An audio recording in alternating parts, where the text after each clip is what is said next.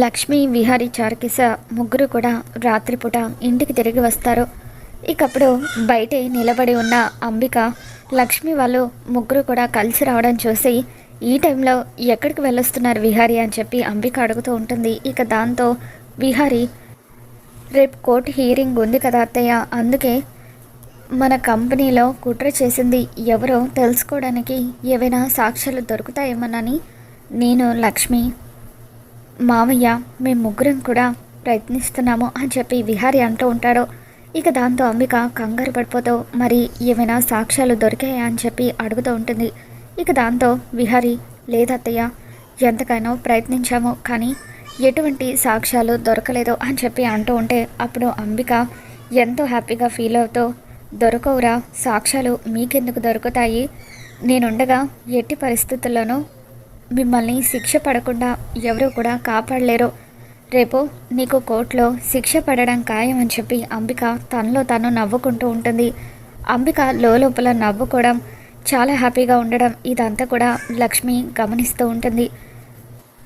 సాక్ష్యాల కోసం నువ్వు ప్రయత్నించి కూడా వేస్ట్ విహారీ, రేపు కోర్టులోనే జడ్జి గారిని ఏదో ఒకటి రిక్వెస్ట్ చేద్దాము అని చెప్పి అంబిక అంటూ ఉంటే, అలాగే అత్తయ్య, ఆఖరి నిమిషం వరకు నేను తప్పు చేయలేదని నేను ప్రూవ్ చేయడానికే ప్రయత్నిస్తాను, కానీ తర్వాత ఏం జరుగుతుందో ఆ దేవుడి దయ అని చెప్పి విహారీ అంటూ ఉంటే, లేదు విహారీ గారు, నేనుండగా ఎట్టి పరిస్థితుల్లోనూ మీకు శిక్ష పడనివ్వను, ఖచ్చితంగా మీరు తప్పు చేయలేదని రేపు నేను కోర్టులో నిరూపిస్తాను అని చెప్పి లక్ష్మి అంటూ ఉంటుంది.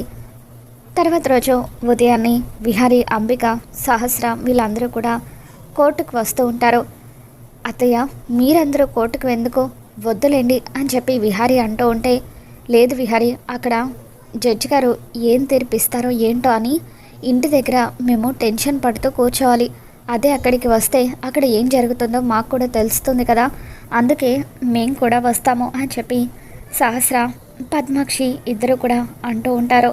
ఇక దాంతో యమున, రే విహారీ, నేను కూడా వస్తాను అని అంటూ ఉంటే, అమ్మ నువ్వెందుకమ్మా, అసలే నీ ఆరోగ్యం బాగోవడం లేదు, అక్కడ మళ్ళీ కోర్టులో తీర్పును బట్టి నీకు హెల్త్ కండిషన్ ఎలా ఉంటుందో తెలియదు కదా, అందుకే నువ్వు ఇంట్లోనే రెస్ట్ తీసుకో, మేమంతా వెళ్ళొస్తాము అని చెప్పి విహారీ యమునని ఇంటి దగ్గరే ఉండమని చెప్పి తను బయలుదేరి వెళ్తూ ఉంటాడు.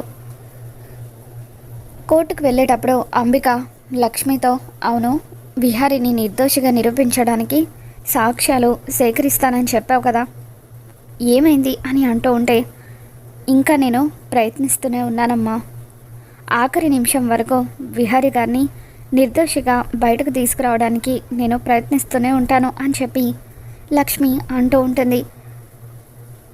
అంబిక సుభాష్కి ఫోన్ చేసి, అవును సుభాష్, అక్కడ ఆ నలుగురు కూలీలు జాగ్రత్తగానే ఉన్నారు కదా అని చెప్పి అంటూ ఉంటే, జాగ్రత్తగానే ఉన్నారు అంబిక, వాళ్ళు ఇంకా నా హ్యాండ్ ఓవర్లోనే ఉన్నారు, వాళ్ళు ఇక్కడ ఉన్నారనే విషయం నాకు తప్ప ఎవరికీ తెలీదు, ఈరోజు కోర్టులో విహారీకి శిక్ష పడిన తర్వాత అప్పుడు వాళ్ళని నేను బయటకు తీసుకొని వస్తాను అని చెప్పి సుభాష్ అంటూ ఉంటే, వెరీ గుడ్ సుభాష్, అలాగే వాళ్ళని ఈ రోజంతా కూడా ఏదో ఒక విధంగా నీ హ్యాండ్ ఓవర్లోనే ఉండేలాగా చెయ్యి, ఆ తర్వాత ఏం చేయాలో ఆలోచిద్దామని చెప్పి అంబిక అంటూ ఉంటుంది.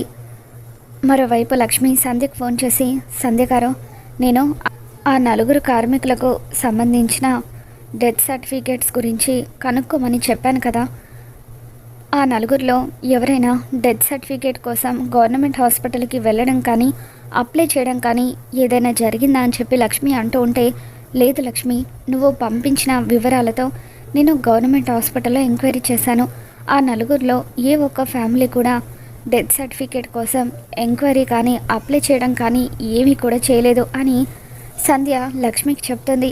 ఇక దాంతో లక్ష్మి, ఆ నలుగురిలో ఒక్కరికి కూడా ఇన్సూరెన్స్ గురించి తెలియదంటే నమ్మశక్యంగా లేదు, కాబట్టి ఖచ్చితంగా ఏదో జరుగుతుంది, డెత్ సర్టిఫికేట్ కోసం వెళ్తే అప్పుడు పోలీసుల ఎంక్వైరీలో నిజాలన్నీ బయటకు వస్తాయి, కాబట్టి వాళ్ళు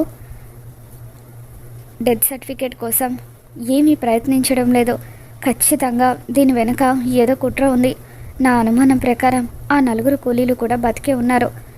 ఒక్క ఆధారం దొరికినా చాలు విహారీ గారిని కాపాడుకోవచ్చు అని లక్ష్మి ఆలోచిస్తూ ఉండగా ఇంతలో జడ్జి గారు తన చైర్లో వచ్చి కూర్చుంటారు. విహారీ, అంబిక వీళ్ళందరూ కూడా కోర్టు లోపలికి వస్తారు. విహారీ విహారీ అని చెప్పి కోర్టులో పిలుస్తూ ఉంటే విహారీ వచ్చి బోన్లో నిలబడతాడు. ఇక అప్పుడు జడ్జి గారు మాట్లాడుతూ, విహారీ గారు, మీరు తప్పు చేయలేదని నిరూపించడానికి ఏమైనా సాక్ష్యాలు తీసుకొచ్చారా అని అంటూ ఉంటే అప్పుడు లక్ష్మి బోన్లో నిలబడి మాట్లాడుతూ, మేడం, ప్రస్తుతానికి మా దగ్గర సాక్ష్యాలు లేవు, కానీ త్వరలోనే మేము సాక్ష్యాలు తీసుకొస్తాము.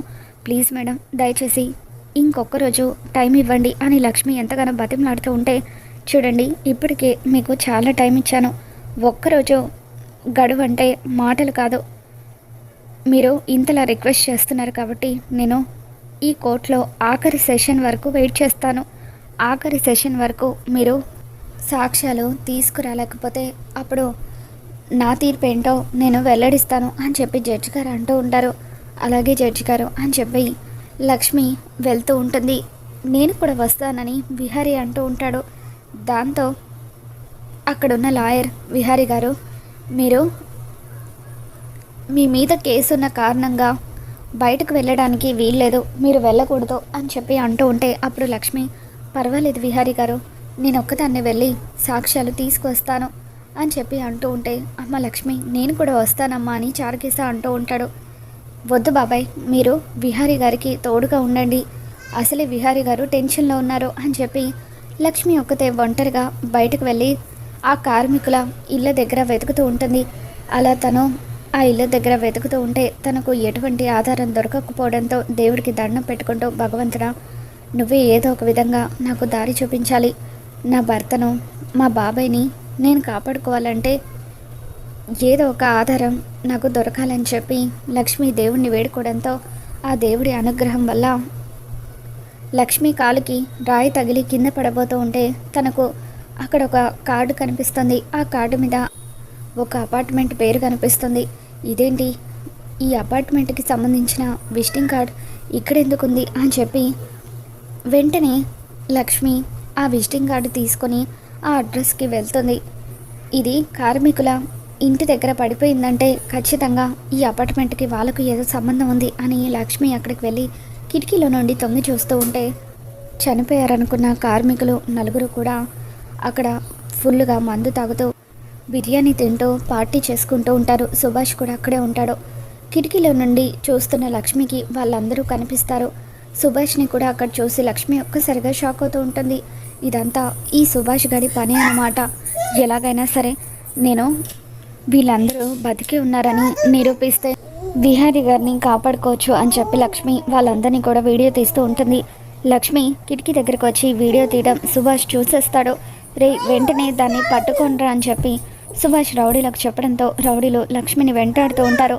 లక్ష్మి భయంతో ఫోన్ తీసుకొని అక్కడి నుండి పారిపోతూ ఉంటే సుభాష్ తన మనుషులు ఇద్దరు కూడా లక్ష్మి వెంట పడుతూ ఉంటారు. లక్ష్మి రౌడీలందరినీ కూడా చితకొట్టి అక్కడి నుండి పారిపోవాలని ప్రయత్నిస్తూ ఉంటుంది. ఇంతలో సుభాష్ వెనక నుండి వచ్చి ఒక పెద్ద కర్రతో లక్ష్మి తల మీద కొడతాడు. దాంతో లక్ష్మి తలకు తీవ్రమైన గాయమవుతుంది. తన చేతిలో ఉన్న ఫోన్ ఎగిరి ఎక్కడో పడిపోతుంది. అలా లక్ష్మి రక్తపు మడుగులో పడిపోవడంతో అప్పుడే అంబిక సుభాష్కి ఫోన్ చేస్తుంది. సుభాష్, ఆ లక్ష్మి నీ దగ్గరకు కానీ వచ్చిందా, దానికి కూలీలు బతికే ఉన్నారని తెలిసిపోయిందా అని అంటూ ఉంటే అప్పుడు సుభాష్, వచ్చింది అంబిక, కానీ దాని తల మీద కొట్టాను, అది రక్తపు మడుగులో ఇక్కడే పడిపోయింది, అది కోర్టుకి సాక్ష్యాలు తీసుకొచ్చే ఛాన్సే లేదు అని చెప్పి సుభాష్ అంటూ ఉంటే వెరీ గుడ్ అని చెప్పి అంబిక సుభాష్ని పొగుడుతూ, చాలా మంచి పని చేశావు సుభాష్, ఆ లక్ష్మికి అలా కావాల్సిందే, లేకపోతే విహారిని కాపాడుకోవాలని చాలా ప్రయత్నిస్తుంది అని చెప్పి అంటూ ఉంటుంది. ఇంతలో జడ్జి గారు లాస్ట్ సెషన్ కాబట్టి విహారీ వాళ్ళ కేసుని డీల్ చేస్తూ ఉంటారు. ఇక అప్పుడు అంబిక సుభాష్తో, జడ్జి గారు కూడా వచ్చారు, ఇప్పటి వరకు ఆ లక్ష్మి రాలేదంటే అది రావడం కష్టం, విహారికి శిక్ష పడడం ఖాయమని చెప్పి అంబిక అంటూ ఉంటే, ఇకపై నువ్వు కలలు కన్నట్టుగా నువ్వు మహారాణివి అయిపోయినట్టే, ఇప్పటి నుండి హ్యాపీగా ఉండు అంబిక అని చెప్పి సుభాష్ అంటూ ఉంటాడు. ఇదంతా జరగడానికి ఒక విధంగా నువ్వే కదా కారణం. నీకు నేను చాలా థ్యాంక్స్ చెప్తున్నాను. విహారీకి శిక్ష పడిన తర్వాత నీకు ఒక సర్ప్రైజ్ గిఫ్ట్ ఇస్తాను అని చెప్పి అంబిక ఆనందంగా సుభాష్కి చెప్తూ ఉంటుంది. అలా అంబిక ఫోన్ మాట్లాడడం పూర్తయ్యేసరికి సుభాష్ అంబికని తలుచుకుంటూ మురిసిపోతూ ఉంటే ఇక అప్పుడే లక్ష్మి ఎలాగైనా విహారీని కాపాడుకోవాలన్న సంకల్పంతో స్పృహలోకి వచ్చి వెనుక నుండి సుభాష్ తల మీద కర్రతో కొడుతుంది. దాంతో సుభాష్ అక్కడికక్కడే పడిపోతాడు. ఆ తర్వాత తన తలకు గాయమైనప్పటికీ లక్ష్మి తన ఫోన్ తీసుకొని పరుగున కోర్టుకు వస్తుంది.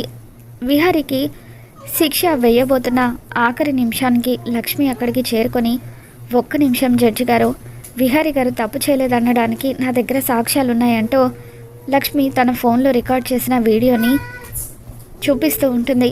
జడ్జి గారు ఆ వీడియోలన్నింటినీ పరిశీలించిన తర్వాత విహారీ గారు ఏ తప్పు చేయలేదని కోర్టు బలంగా నమ్ముతూ ఆయనని నిర్దోషిగా విడుదల చేయడం జరుగుతుంది.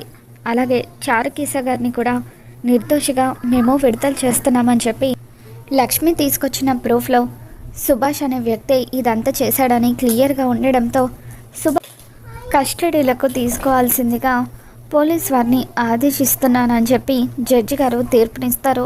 ఇక ఆ విధంగా సుభాష్కి జైలు శిక్ష పడడంతో అంబిక ఒక్కసారిగా షాక్ అవుతూ ఉంటుంది.